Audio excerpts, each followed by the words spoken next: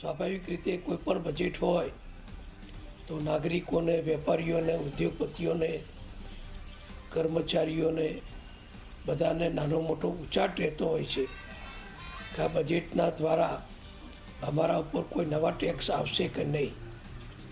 પરંતુ આખો દેશ સદભાગી છે, આનંદમાં છે કે ભારત સરકાર દ્વારા એક પણ રૂપિયાનો ટેક્સ કોઈપણ વર્ગ ઉપર કોઈપણ રીતે વધારવામાં આવ્યો નથી. દરેક વર્ગને ઓછો ઓછો લાભ થાય, દરેક સેક્ટરને નાનો મોટો લાભ થાય એ પ્રકારનું બજેટ આજે માનનીય નિર્મલાજીએ વડાપ્રધાન શ્રી નરેન્દ્રભાઈના માર્ગદર્શનથી રજૂ કર્યું છે. સૌથી મોટી રાહત જે ઇન્કમ ટેક્સ ભરનાર કરદાતાઓ છે એમને પ્રાપ્ત થઈ છે.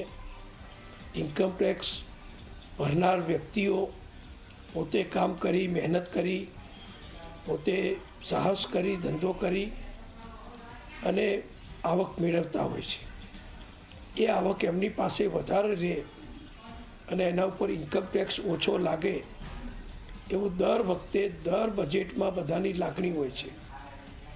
આ વર્ષના બજેટમાં નિર્મલાજીએ 12 લાખ રૂપિયા સુધીની આવક ધરાવનાર વ્યક્તિઓને કોઈપણ જાતનો ટેક્સ ઇન્કમ ટેક્સના સ્વરૂપમાં ચૂકવવો નહીં પડે એ પ્રમાણેની મોટી જાહેરાત કરી દેશના ઇન્કમ ટેક્સ ભરનારા કરોડો નાગરિકોને રાહત આપી છે. આનંદ થાય એવો એમણે જાહેરાત કરી છે અને એનું રિફ્લેક્શન પણ અત્યારે દેખાઈ રહ્યું છે કે મધ્યમ વર્ગના નાગરિકો સરકારી નોકરી કે ખાનગી નોકરી કરતા જે મર્યાદિત અને બાધી આવક ધરાવતા પરિવારો છે એમને આ રાહતથી ફાયદો થયો છે.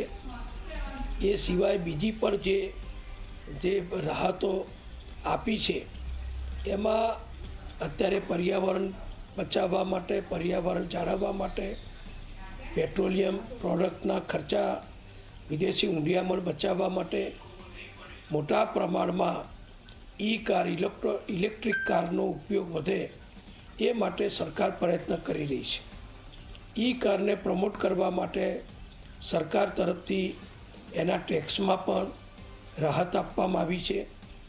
એવી જ રીતે નાના મધ્યમ વર્ગના કરોડો નાગરિકો, અને હવે તો કોઈ પરિવાર એવું નહીં હોય કે જે ટીવી ના જોતા હોય કે ટીવી ના વાપરતા હોય કે મોબાઈલનો ઉપયોગ ના કરતા હોય, એવા પરિવારોને કરોડો લોકોને પણ સસ્તા ટીવી અને મોબાઈલ ફોન પ્રાપ્ત થાય એ માટે પણ સરકારે રાહત જાહેર કરી છે.